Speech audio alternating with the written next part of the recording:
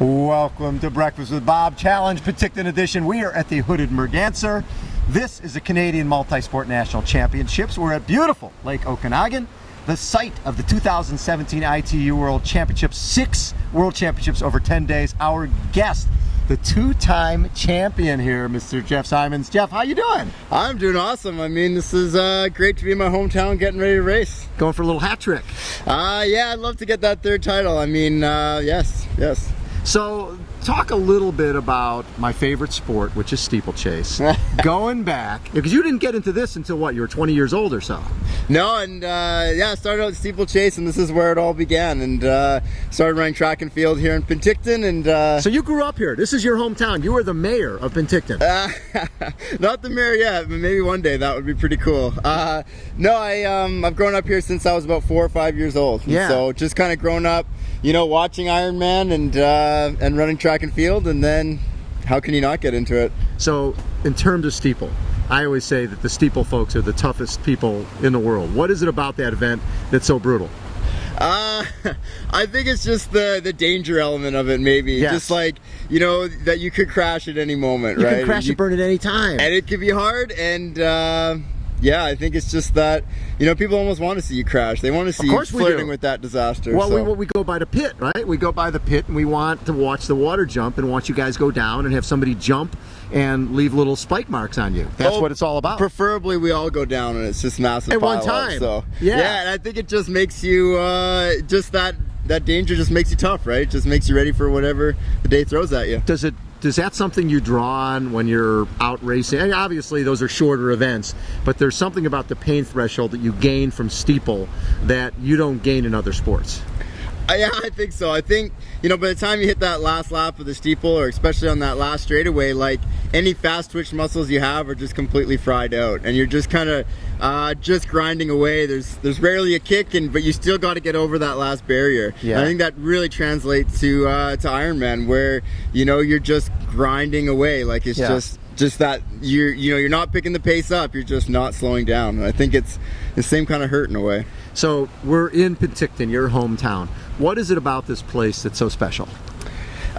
We could do a whole episode just on that. I mean, but it's the people. It's just when you've had a race here for, you know, over 30 years of this magnitude. I think it's at 35 now. We've had a, you know, world-class event. It just becomes instilled in the culture. You know, we've had people that have been drawn to here from the race, or people that have just been kind of born out of it, like myself. And you just develop this deep passion for the sport, deep passion for helping athletes and helping athletes get to the finish line.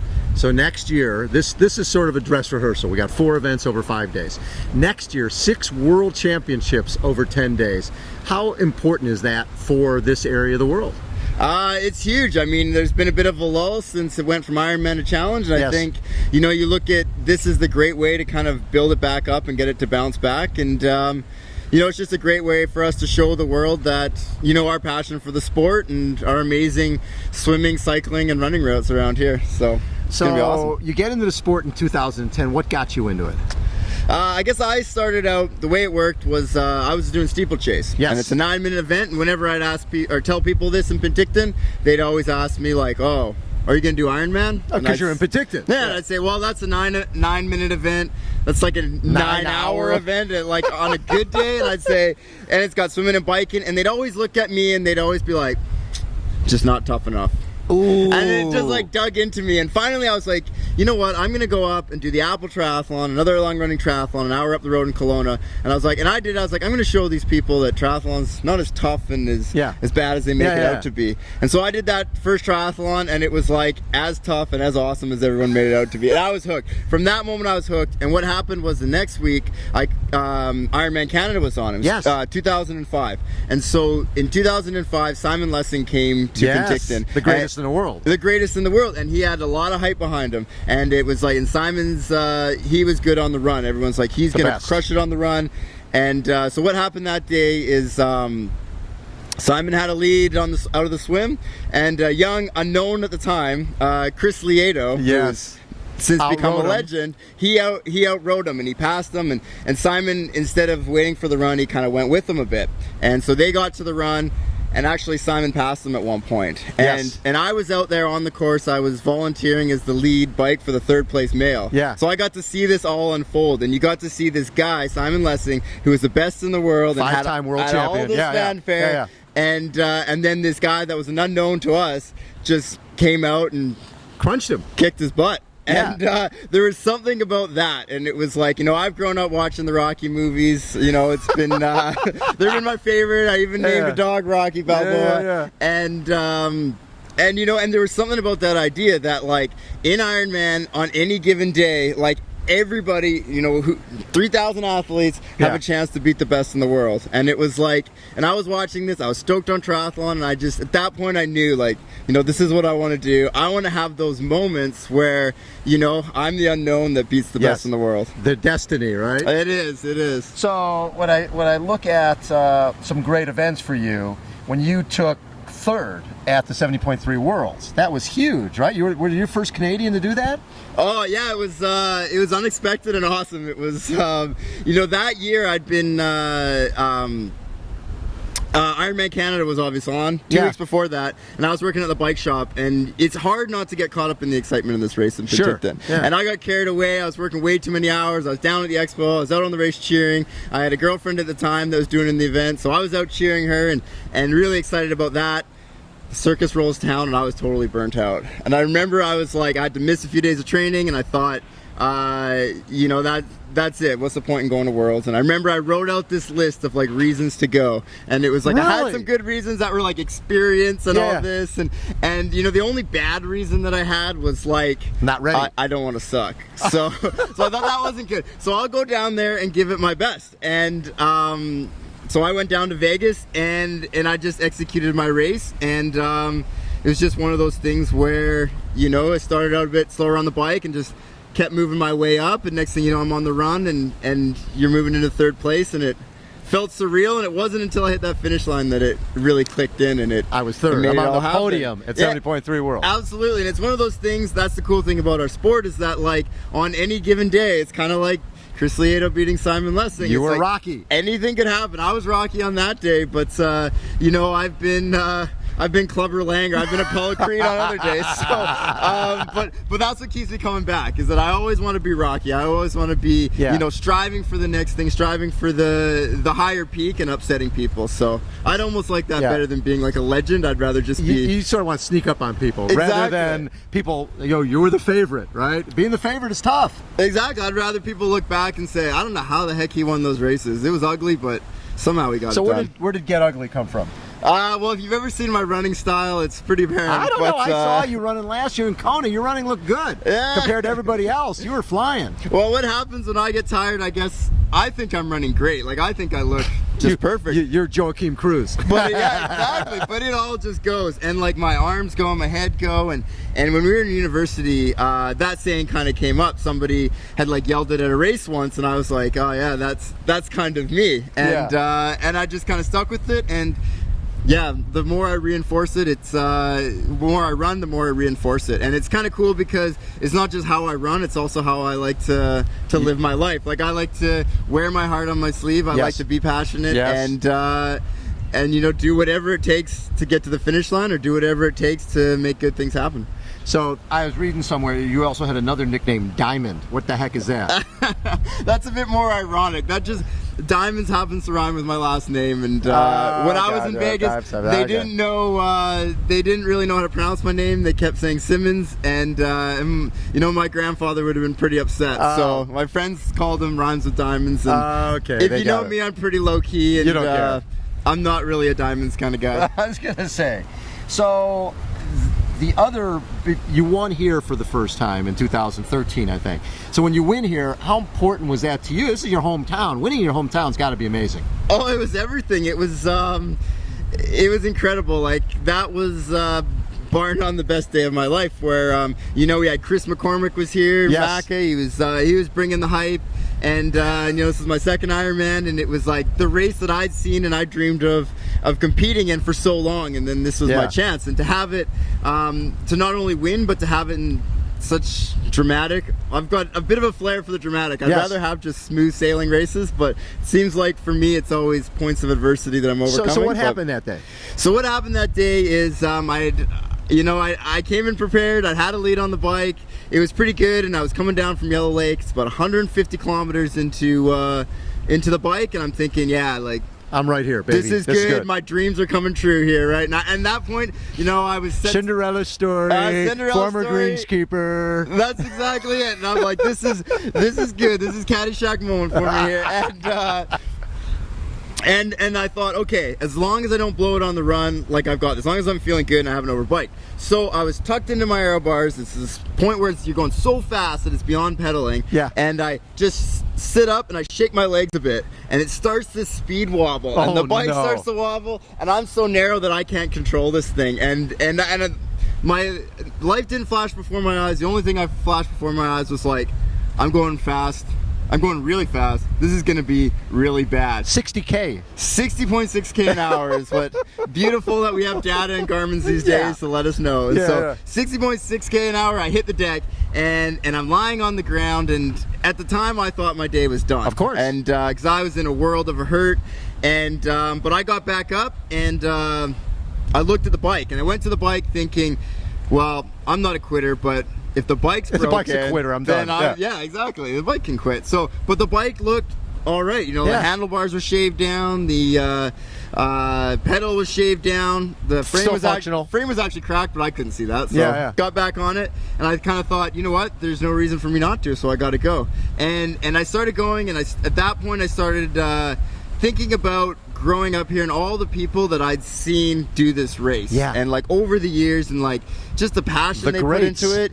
All the legends. Well, the legends, but also just the age groupers. And it's almost the age groupers that I knew more, because I could see day to day what they put into it and how they're working their jobs, but we're at the spin classes. They're getting up early for the swimming, and just how much they put into it and how much it meant to them to get to that finish line. And I think as kids in Penticton, that's the message and that's the values that we get out of this race. It's not we want to win, we want to do this. It's just like we want to do our best and get to the finish line. And so for me, it was like I want to honor that passion. And so I got back on the bike, and I'm starting to think like about Rocky. It ain't about how hard you hit, it's about how hard you can get hit and keep moving forward. And yeah, it was just epic, and 247 marathon. 247 marathon at the end. So it went pretty well, and it was one of those. It was just one step at a time. And a lot of people ask me, well, if you hadn't crashed, would you have been able to run even faster? And I think, well, maybe not, because Ironman's all about like how much can your motivation overcome the amount of pain you're in. And I feel like the conviction that I needed to get back out there on the run and get back out there on the bike after this crash, my conviction was high. I was like, I'm going to win this thing. I'm going to get this done no matter what. And so even though I was in a lot more pain, my tolerance for that, I think, was just that much more. So it probably helped me out in the long run. So the following year, I think you were second Ironman Canada. And then was it 3 weeks later, you ran 240 here and win this race for the second year in a row. Yeah, it was a quick turnaround, and actually, I guess the 240 happened in Whistler, and then it was a bit more. But I remember coming into that one, and it had a little bit of a hamstring injury, so I'm a little bit nervous about how it's going. Two marathons in a couple of weeks. Basically. Yeah, it was a lot, and it was.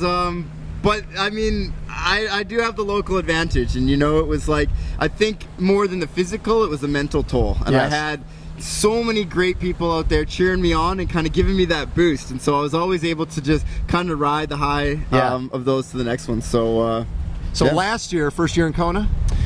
First year in Kona, yep. First year in Kona, you're about 30K, I think, or so away from the finish line of the bike, doing great. All of a sudden, Mr. Pedal and Crank decide, I think it'd be better if Jeff pedals with one leg for a while. I think he did 2 legs is a little bit of an advantage for him.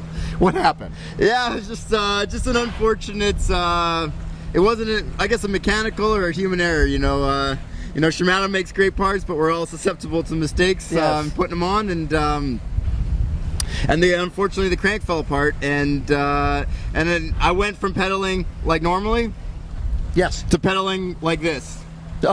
And you can't do that. You're on a hand cycle. You can't do that. So I had to unclip and pedal with one leg. But same thing I thought, you know what? Like, there's so many people in this race. It means a lot to them. I'm going to get it done. And the other thing I thought was, the learning's not done. And I think that's one thing for everybody to remember, is that like, you got to keep pushing, because there's always more you can learn, and you can always become, a better, stronger version of yourself. But if you stop, if you say, oh, well, this is my lesson, check my bolts twice, that's it, you miss out on those opportunities. And so whether it's life getting tough, races getting tough, you got to push through, because there's just more to come. So you're 34th out of the swim, 60 people pass you on the bike, I'm assuming most of them the last 30K, and you get off. Was there a point where you thought, I don't even know if I want to run? Yeah, there definitely was. And when I came off the bike, my heart just felt empty, and it was like, I'd kind of on the bike, when you don't see people, you're thinking, oh, this won't be so bad. But when you got there and you just realize, your dreams of a great finish have been crushed, and you're trying to figure it out, and you feel like almost like a bit of a failure, right? Like you feel like you've let people down, or that that you didn't have this great race for them. And the beauty of that was I had a great group of guys that were there to support me and cheer me on, and they referred to themselves as the entourage. I sound too egomaniac to say that, but they were your entourage. But they were there, and I mean, there's one of them over here, Darren, and but they were there for me, and they were out on the bike course, and they were cheering me on, and I could just see it in their faces that it didn't matter that I wasn't winning the race. What they wanted to see was, they wanted to see me get ugly and just push as hard as I can and track these people, and just annihilate myself out on that run course. And so they yelled at me. My one friend, Sean Aston from the Goonies, was in the race. Yes, he was. And so my one friend yelled out, "Goonies never say die." And that was kind of what got me going. Is that one of your favorite movies? Yeah, growing up, it was a big movie as a kid, and it really kind of was like reconfirmed in my head, I'm getting this thing done, right? And it was cool, and it's cool to see that, and you kind of lose track of just how much your support means to you when you're out in the race. What's interesting is you had the third fastest run of the day, ran 2:50:15, and it's one thing here to be, to have a crash and come back from that. It's another thing when you're talking the World Series, or you're talking the Stanley Cup. You've got the best guys in the world in front of you, and you're running by all these guys up to 23rd place. Were you sort of pinching yourself running along going, I'm feeling pretty darn good here? I don't know if you ever feel good in the marathon of an Ironman, but I think relatively. And it was more just, I don't think I felt good. I just said, I'm feeling pretty darn tough here. And I was like, I'm going to show that I'm about more than just a good finish. That my approach to this racing and kind of where my passion comes from is about pushing hard and hard work. And that's, if you're in last place or you're in first place, it doesn't matter. It's the hard work, it still has to be there. So on Sunday, a little shorter distances, right? We're talking a 3K swim, 120K bike, and then a 30K run. Do you like those distances? Yeah, I think they'll be good. I mean, for me, it's just, I'm just so excited to race, and it's like, whatever that is, you put it in front of me, I'm gonna do it, right? And so 30K, 120, or 3K, 120, doesn't matter, man. I'm going for it, and I'm getting ugly, and it's going to be a good one. What would it mean to you to win here for the third time in your hometown? It would be incredibly special. I mean, for me, the big races, or the most important races for me, are the ones where you've overcome a lot of adversity. And this year has been it's been a tough one. You broke your arm. Was that in Texas? I was down in Texas, and it'd been a bit of an up and down. It's one of those, sometimes your builds go really well into a race. Yes. Everything goes smoothly and you arrive fit. Well, this one, it wasn't going smoothly, but I worked hard, stuck to my guns, and I was showing up fit, and everything was clicking. And about 2 weeks out from the race, right when you're starting to think taper, I was checking out the run course and just slipped on some wet, sandy. Oh, so you did it on the run? It was on. I was biking, but I was on the run course. Oh, okay, on the run course. And it was like you hear senior citizens fall. It was probably 1.5 kilometers per hour. Are you making fun of me being a senior citizen? I'm saying I'm one of the same. I'm going to be there soon enough. Double ARP, baby. But yeah, and it just fractured the radial head and a second grade ligament tear. Oh. Luckily, the guys at Sterling Ridge medical orthopedic clinic down there, I'd given a talk the day before, so they really helped me out and took care of me and got me the great diagnosis. But I thought I could do the race, and it just didn't happen. And so the rest of your season then, because you've got to, you had to qualify to get to Kona and qualify to get to 70.3 Worlds. So this now is the A race. This is the A race. Yeah, it was unfortunate. I had to miss some races, and I guess you find out the people that stand by you no matter what. Stand by you no matter what. It's good to find out when you're young, yeah. And so this is my A race, and it's kind of cool that you know, those people that stood by me no matter what and probably would stand by me forever, right? Exactly. You know, they're going to be here watching, and they're going to be here cheering me on, and you know, those are the people I'll be thinking about when I'm out getting ugly. So I love it. So this is it. Qualify for the Worlds next year, and be back here in Penticton next year. And absolutely, and I mean, there's nothing that I'd like to do more than to whip the best in the world in my hometown. I love it. Jeff, thank you so much for always being so upbeat and such a great role model for I'm sure a lot of the Canadian kids here who are finding out about triathlon because of you. Oh, thanks. No, and I want to make a point of that. It's just, you know, being a triathlete in Penticton, I really feel like I'm kind of the torchbearer. You're now, the ambassador. You know? The Tom Evanses and the Ollie Piggins and the Jonathan Carrons, they gave me the torch, and I'm carrying it. And, you know, we've got some kids that I'm coaching out in Tri-Power. There's one kid, Keegan Ingram. He's going to be way better than I ever am. So it's pretty cool that it's the legacy of Penticton is going to be strong, and we're going to be a triathlon I want to say powerhouse, but it's more just like, you know, just the triathlon heart and soul of Canada for decades and years to come. So, you know, there's some pros who, you know, as soon as their racing days at the top level are over, that they'll be gone. And then there's certain guys who, you know, are lifers and are going to be in this sport forever because they love the sport. And I'm guessing you're the latter. Oh yeah, it's I love it, and it's, you know, every day's a dream. I mean, you know, if I wasn't blessed with being fast, I would be doing the same thing. I'd be an age grouper, and I'd be putting all my money into the sport. So it's cool. Love it. One last thing, I just want to give a shout out to Mike Brown. He hosts this race. And I mean, what a great job is he doing? Oh, it's amazing. And I mean, when I was saying about the Kona entourage, he was one of those guys that, you know, he was out there on the bike yelling "Get Ugly," and it's just cool for him to breathe the life into it. And you know, he's so passionate about the sport, and it shows in this race. Well, what I love is, obviously, when Ironman left here, they had to rebuild. And now you got 6 World Championships in 10 days, all of them ITU sanctioned, and all of them ITU World Championships. That's huge for the city of Penticton and huge for Canada. That's how we roll. I mean, we get knocked down, but we come back bigger and better and stronger. I love it. Jeff Symonds has been our guest. Again, we are at Challenge Penticton. We're at the hooded Merganser. My name is Bob Babbitt. Hold on, everyone. We will be right back.